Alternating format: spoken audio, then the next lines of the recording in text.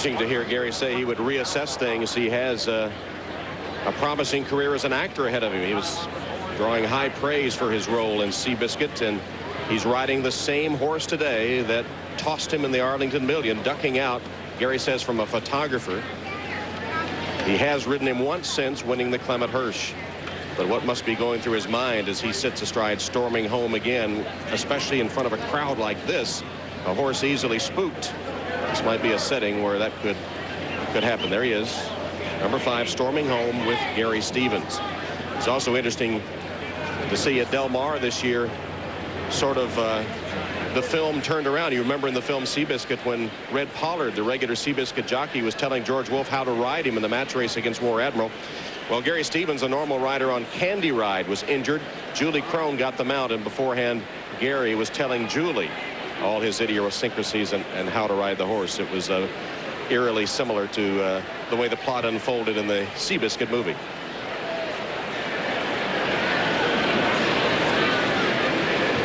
And here are the horses for the John Deere Turf. $2 million, 3 and up, 1.5 miles on the grass. Tockett, 3-year-old colt named for Philadelphia Flyers hockey player Rick Tockett, and ridden for the first time by Russell Bays, his first race on turf. Number 2, Bright Sky, French-owned and trained filly who tries to beat the boys. She's faced them regularly in Europe and is a multiple Group 1 winner. Number 3, High Chaparral, won this race last year for Aidan O'Brien and Mick Cannan, splitting horses to win it by a head. And like last year, he prepped with a third in the Arc de Triomphe. He's won 9 of 12, earned $4.5 million. All his losses have been on right-handed courses. And of course, they turn left in America.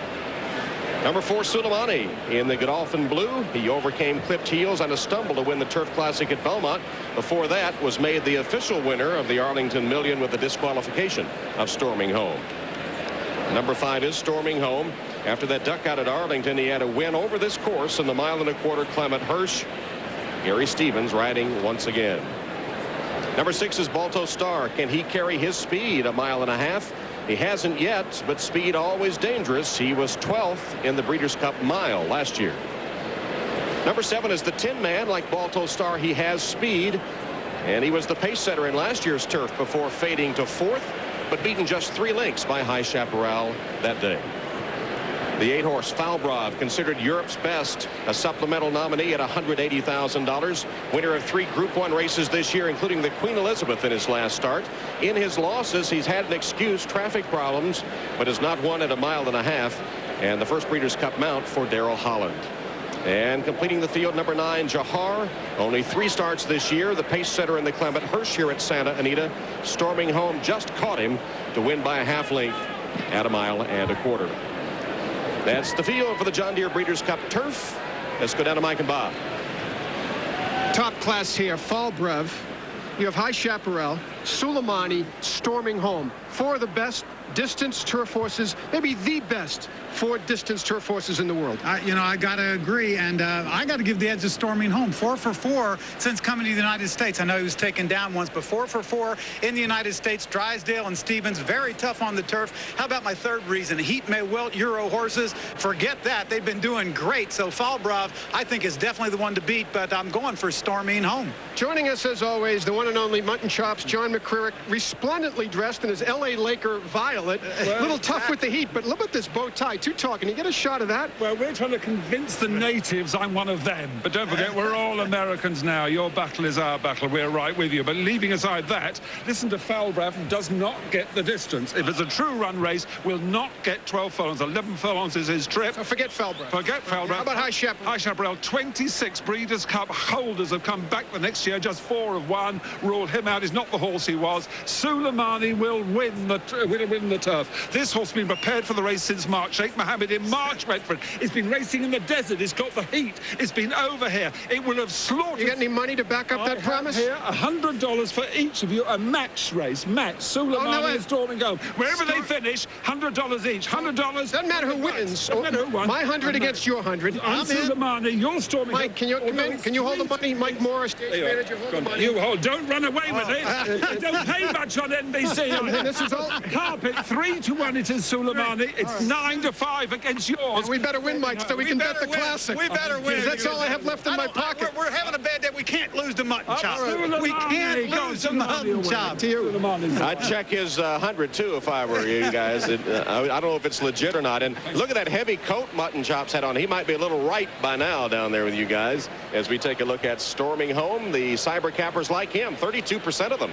Suleimani their second choice, and High Chaparral the third choice to pull a repeat. Both our handicappers are going for Gary Stevens, the Neil Drysdale trained storming home. NBCSports.com is where you can cast your vote for the winner of the Breeders' Cup Turf. They're on the turf course in their warm-ups. The John Deere Breeders' Cup Turf is next. A $2 million purse. The race 1.5 miles on the grass course. The downhill grass course here at Santa Anita. You see the undulation in it there behind the odds, which show Tocket a real long shot. Bright Sky 20, High Chaparral 5-1. Suleimani 3-1. Storming Home is the 9-5 favorite. Balto Star 24-1. The Tin Man at 15. Falbrov 7-2. And Jahar 13-1. And they'll come off that hillside. You see the gate way up there on the hill at the 1.5 mile distance. And Donna, if you're on your pony out there on the turf course, can you really tell that it slopes downhill and has a little sort of bump in the middle of it there?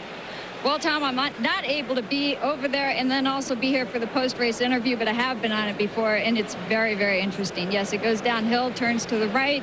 You go down a little bit more, you turn back to the left, you go over a dirt course. It's like an obstacle course. Well, there's what it looks like. That's the downhill portion. And here's the course description. You do make a little slight right-handed turn off the hill and then onto the main course once around and home. As we said earlier, the only right-hand turn in American racing. And they do that all the time in Europe, and they also go up and down. In fact, in Europe, a lot of the races finish uphill, Chelsea. Well, we ought to look at High Chaparral a little more closely. He's just come fresh from the Prix de l'Arc de Triomphe at Longchamp. If you want to talk about a long uphill run right off the bat, they go about 1/2 mile straight up a hill, and then they're several dog legs, and then they're down the hill. So he's well schooled for this, and we've got to remember, he is our defending champion in this race from last year, and I think he's being given a little bit of short shrift.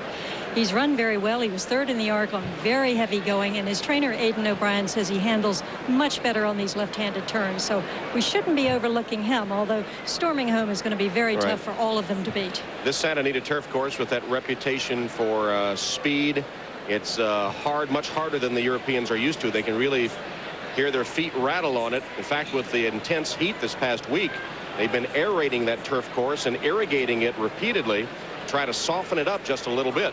But no question that the horses that prefer softer going will not like this Santa Anita turf course. But High Chaparral pretty much runs on any sort of surface, it appears. And give credit to all the track maintenance people here. This turf course is an excellent turf course. All the horsemen praise it greatly and say it's the best turf course in America. They're Storming Home going into the gate, the 2-1 favorite under Gary Stevens.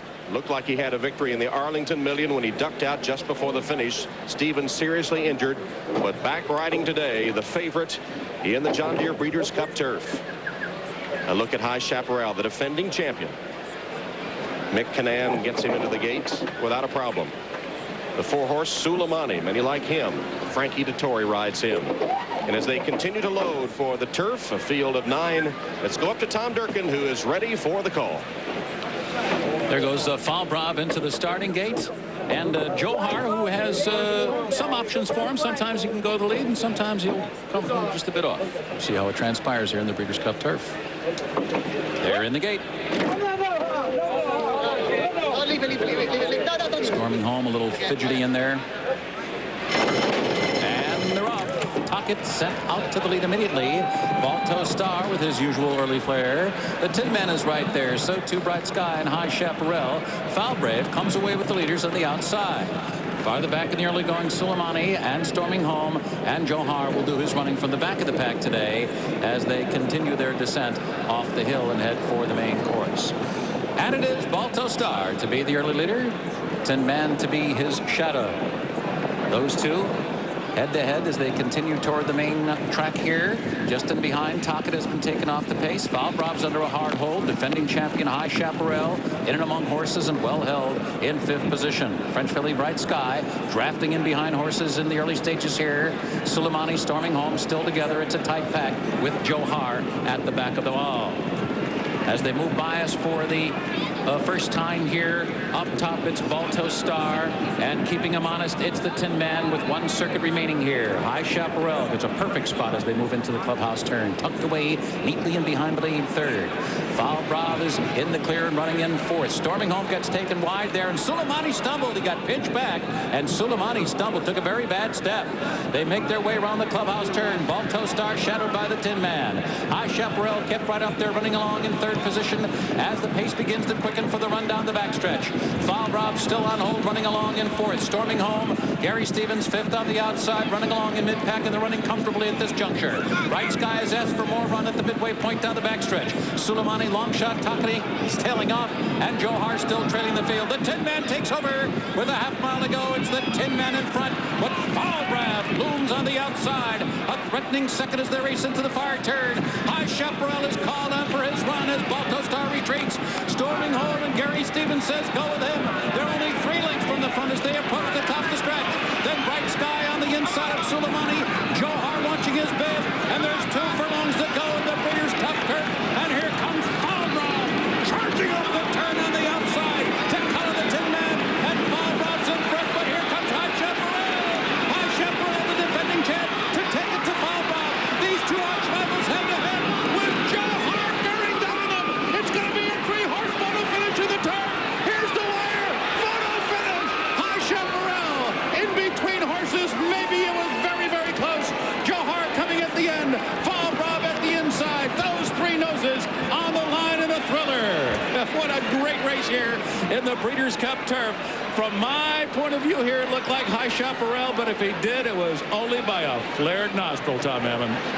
Tom, we'll wait for the official photo. I agree with you. We're sitting right here on the finish line, and that's what it appeared to be, but was it ever close? Now that is a Breeders' Cup race. That's what this series is all about.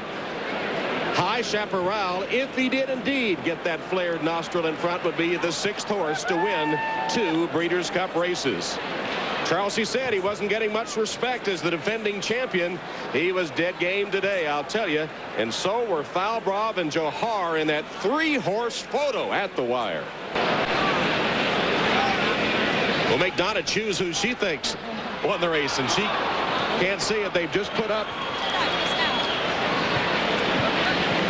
the replay, and the fans here at Santa Anita gasping as they see a replay of that 3-horse finish at the wire. Donna? Mick, congratulations. The defending champ comes back, and God, what a finish. Yeah, it was exciting stuff, yeah. He's never beat this guy. He's a heart so huge. What kind of trip did you have? I had a nice trip. I had to hold my position. And all of a sudden, you know, we were having a nice run, and Valbrav was there with me, and I was happy with my position. Knew I'd get home well because we'd done just nice pace. And I thought I was going to win. It just took me a while to wear Valbrav down, and fortunately I hit the wire good. It's a nice feeling to know you're going to win. It's nice when they call it up. Mick, there's been a lot of controversy about the heat in California, but the Europeans have made a huge showing today, and it's been hot. It's nice. It's been what I left at home on Wednesday. It was really bad weather, so I enjoyed the heat. I'm sure the horses did as well. You enjoyed it, and they're faring well. Tom, he doesn't look like he's overheated to me. He just looks happy. It's a lot easier to enjoy when you win a $2 million race. And they still have not put up the numbers. This is how close it is. The fans keep gasping every time they show it on the big screen here. That's a freeze frame of the finish. And they're still taking a close look at the official photo. You hear the fans reacting to the big screen replay again. Well, Mick Canaan sounded like he had won the race, but until they put up the number, he wasn't sure, and neither are the placing judges. Normally, that photo would have been resolved by now, and they're still examining it closely. High Chaparral, the 4-year-old Sadler's Wells colt from Casora by Darshan, bred in Ireland. Owned by Michael Tabor and Mrs. John Magner, trained by Aidan O'Brien, Mick Canaan in the saddle. There's a look at Jahar. Alex Solis aboard him, the Richard Mandela trained horse owned by the Thoroughbred Corporation. And High Chaparral getting an escort back. But I'm telling you, it's so close that they still have not put up the numbers, and normally that would have happened a long time ago.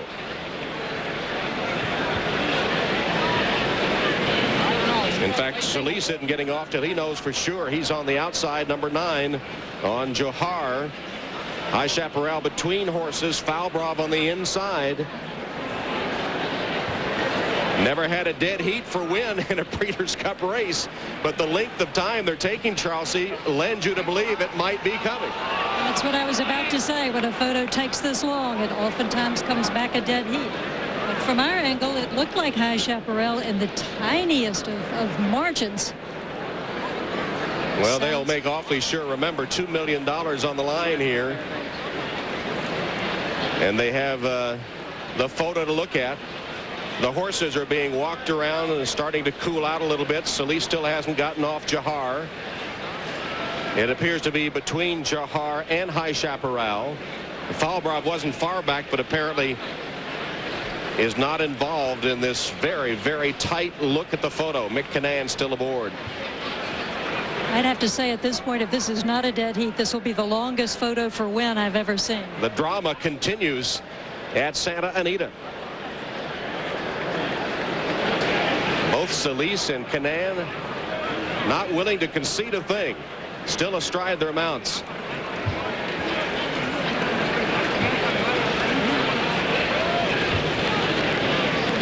It was a thrilling finish, and it's a thrilling photo. A huge late run from Johar, who was in a paceless race the last time he ran right here at Santa Anita, found himself on the lead, something he's not used to doing, and wound up being caught at the end by Storming Home. Today he got to settle back where he likes to be, well off the pace, and came running with that great late run. Well, when John Gaines devised the Breeders' Cup, this is what he had in mind, wasn't it? A thrilling race, 3 horses involved in the photo, and so tight, perhaps a dead heat. Tom, if you look up and down the grandstand here, everyone is on their feet and everyone is staring out to the tote court.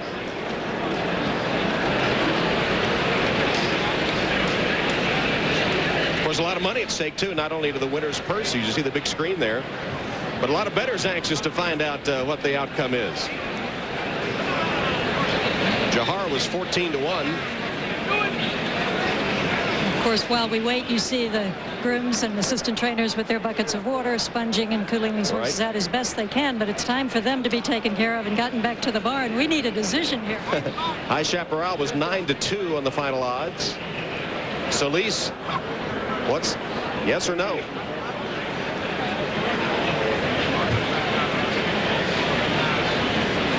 Everything on hold for the moment. Aidan O'Brien's wife and his children giving High Chaparral a pat on the shoulder there. Michael Tabor pacing around.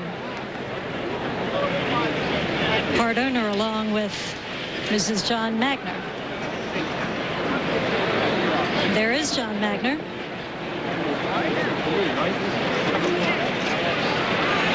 Nobody knows for sure.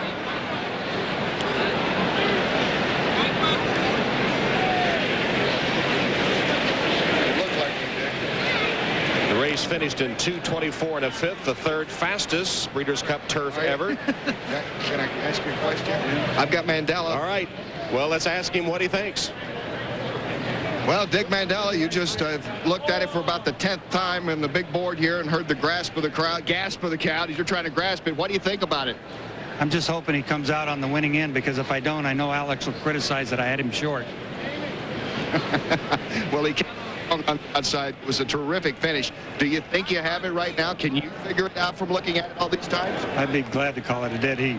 I have no idea. You'll settle for a tie in this one? Absolutely, yeah. All right, I have a feeling maybe everybody would in this one, Tom.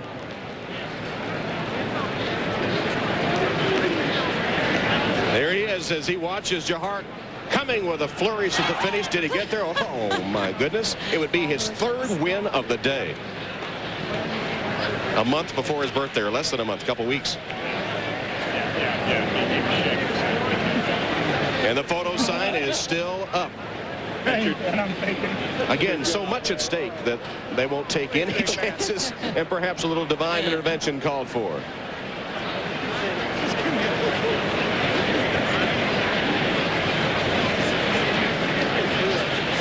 One thing we can put to rest, the fact that the Europeans couldn't handle the heat. In case you're wondering how they decide the person a dead heat is they add first place and second place together and divide it evenly between those two that are dead heated. Sounds like a fair deal to me, Charlesy. I think right now they'd both settle for it.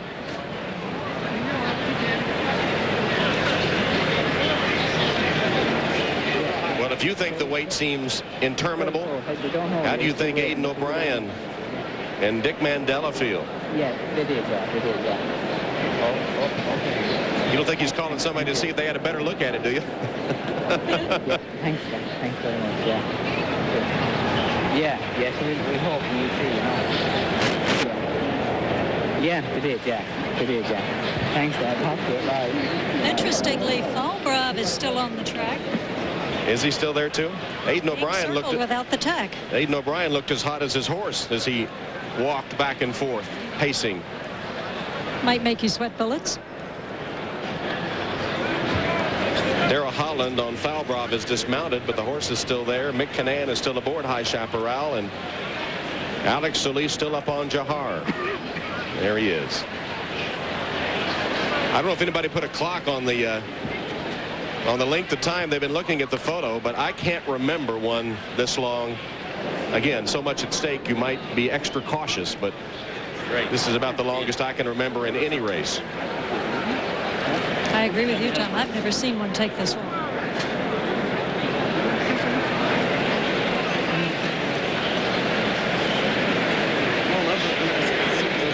And nobody moving to go back to the paddock for the next race from this crowd. They're all still eagerly awaiting the outcome of this one. It was a thrilling finish. Was it a heater, as they say at the track? We still don't know. I hope they had film in the camera. They paid $180,000 in supplemental fees to run High Chaparral last year, and he brought home the purse money. Not too many supplemental nominees have shown a profit at the Breeders' Cup, but he was one that did in big-time fashion. Well, how keen is your eyesight? Falbrov inside, High Chaparral between, Johar outside. It's a head bob, but where is exactly the wire? Right there. There. Wow. That has to be a dead heat. What do you think the first time you saw it? Live, I mean. There has never been a dead heat in Breeders' Cup history. This is the 20th edition.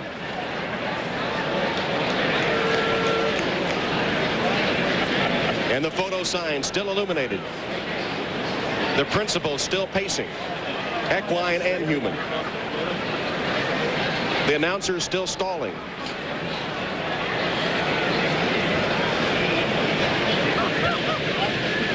And the temperature is still rising.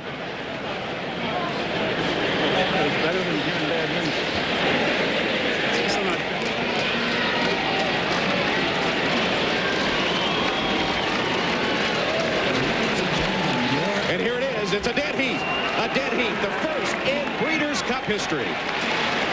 High Chaparral and Johar have dead heated in the Breeders' Cup turf.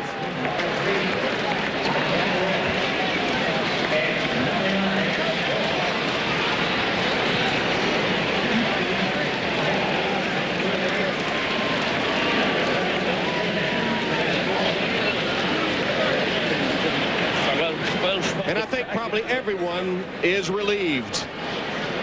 Dead heat, High Chaparral and Johar, dead heat in the Breeders' Cup turf. Aidan O'Brien, well, no smile there, but he'll have his second victory, back-to-back wins for High Chaparral in this race, and he and Johar will split first and second money. A dead heat in the Breeders' Cup turf, High Chaparral and Johar. It's never happened before in Breeders' Cup 20. It happened right on the wire. Two horses finishing in an absolute dead heat.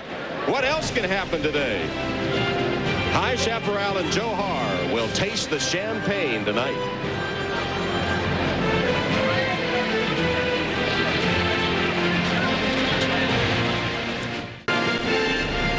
Crowd still in shock at Santa Anita after the first dead heat in Breeders' Cup history. It came in the John Deere Breeders' Cup turf. Johar and High Chaparral. There's Dick Mandela, his third winning horse of the day, and the official photo. Classic dead heat. And Falbrov on the inside only got beat ahead. What a finish.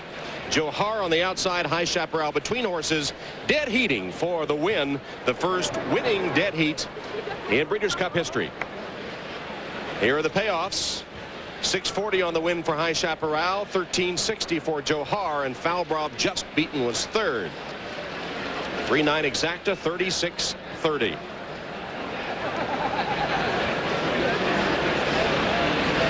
And so Mike Battaglia has his work cut out for him in the Winner's Circle presentation.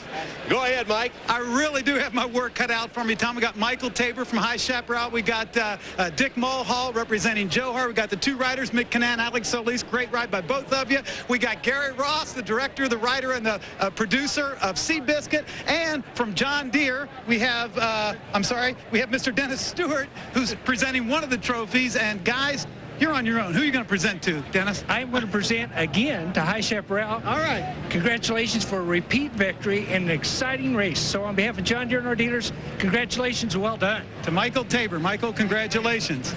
Gary, you're going to present to Dick Mulhall. I am. I'm going to present to Dick Mulhall, to the Thoroughbred Corporation, to a wonderful trainer, Mr. Mandela, and to my good friend, Alex Solis, who nailed a Breeders' Cup victory. Good for you, buddy.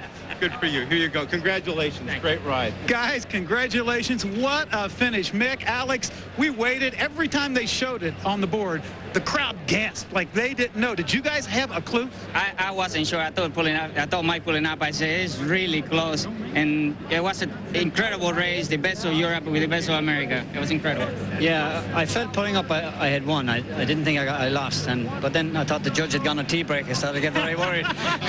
So they do that in Europe, go on tea breaks when there's a photo. Well, I think the judge definitely went on one today because we started to get very worried then. But I started to say, well, if I get half a loaf, it's better than none at this stage now. So, yes, probably a great result for everybody. Well, you know, if you don't like a finish like that, Michael, you don't like thoroughbred racing. That was just a brilliant finish to the John Deere turf. And anybody that was here, anybody that saw it, is not going to forget it very soon. Absolutely. I mean, it's as good as it gets. It's as simple as that. A really thrilling race, and just the whole ambience here is fantastic. So we're delighted. We thought we'd won, but then when we looked at it again, I certainly wasn't so sure. And a dead heat, the first in history, I believe. The first in the history of the Breeders' Cup. And Dick Mulhall, congratulations to the Thoroughbred Corp. Just a big day. The John Deere turf, a dead heat. Johar and High Chaparral. All right, Mike, and here is the complete order of finish in the Breeders' Cup turf. High Chaparral and Johar dead heating. Falbrov narrowly beaten third. The Tin Man, Suleimani Bright Sky. Then storming home, Tocket and Balto Star, the early pace setter, fading to finish ninth. Well, still one race to go, and it's the big one, the Breeders' Cup Classic. And this past spring, during the Triple Crown Series, America fell in love with an underdog horse and his fun-loving owners. Funny Side, the New York-bred gelding, took the Derby and Preakness.